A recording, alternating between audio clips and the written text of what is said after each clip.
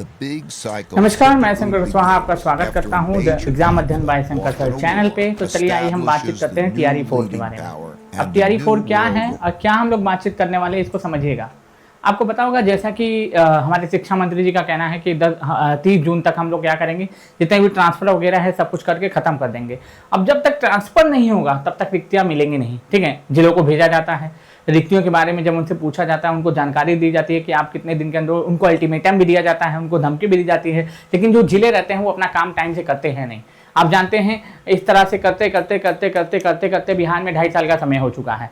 अब यहाँ पे एक और जो है नौटंकी देखने को मिल रहा है शिक्षा मंत्री का कि 10 दिन में जो है फिर से क्या किया जाएगा, ट्रांसफर की प्रक्रिया पूरा किया जाएगा। फिर उसके बाद 30 जून कर दिया जाता है। 30 जून के बाद ये बोलते हैं जुलाई में नोटिफिकेशन आ जाएगा। जुलाई में नोटिफिकेशन आ जाएगा तो बहुत अच्छी बात है, मैं तो चाहता हूँ कि जुलाई में ही नोटिफिकेशन आ जाए। लेकिन आपको दिक्कत वाली ये बात है कि आप 22 से 27 सितंबर को एग्जाम होगा।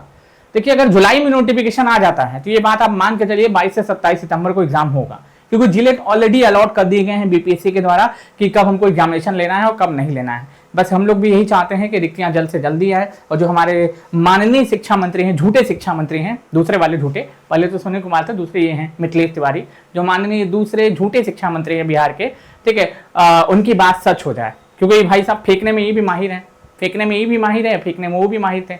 दोनों मिला फेंक फेंक करके स्टूडेंट का जीवन बर्बाद कर दिए हुए हैं, ठीक है। और जब स्टूडेंट के खिलाफ कोई बोलता है तो उनको उठा के जेल में बंद कर दिया जाता है। स्टूडेंट के खिलाफ अगर स्टूडेंट के साथ कोई खड़ा होता है तो उनके ऊपर जो तरह तरह के कानून थोपे जाते हैं, करा के टैक्सेस इंक्वायरीज बैठाई जाती है। मतलब ये लोग जो है इतने निकम्मे नकारा हो चुके हैं, इतने निर्लज पापी टाइप के इंसान हो चुके हैं ये लोग कि इनके बारे में क्या ही बोला, जितना बोला जाए उतना कम है, जितना बोला जाए उतना कम है इनके बारे में। मतलब झूठ की भी हद हो चुकी है, ठीक है। अब झूठ की भी हद हो चुकी है। अगर आप जुलाई में नोटिफिकेशन जारी करते हैं, ठीक है, तब आप मेरी नज़र में तो अच्छे शिक्षा मंत्री रहेंगे, मेरा विचारधारा आपके लिए परिवर्तित हो जाएगा। अगर आप जुलाई में नोटिफिकेशन जारी नहीं कर पाते हैं तो मेरे लिए आपकी विचारधारा पहले से भी बदतर हो जाएगी। हो सकता है कि हम लोग जो है आंदोलन में आमने सामने भी खड़े दिखाई दे। और आपका जो फेंकने वाला जो चीज़ है कि मैं भी शिक्षक रहा हूँ तो मैं जानता हूँ छात्रों के और शिक्षकों की जो स्थितियाँ, ठीक है, ऊपर से जो है बार बार देख कर ना अब स्टूडेंट भी परेशान हो चुका है। अब स्टूडेंट भी परेशान हो चुका है। तो प्लीज़ आपसे हाथ जोड़ते हैं, आपको ये आपके पैर भी पढ़ लेते हैं,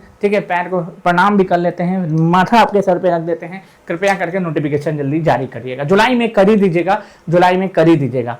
बात यहाँ पे जुलाई में नोटिफिकेशन के साथ साथ एग्जामिनेशन डेट के भी फंस गई है। अगर जुलाई में नोटिफिकेशन आ जाता तो एग्जाम पक्का होगा सितंबर में, 22 से 27 सितंबर को, ये मान के चलिएगा। चलिए बहुत बहुत शुक्रिया, बहुत बहुत धन्यवाद। जैसे ही कुछ जानकारी मिलती है, हाँ फिलहाल अभी एक जानकारी ये है कि 30 जून तक का अंतिम समय है।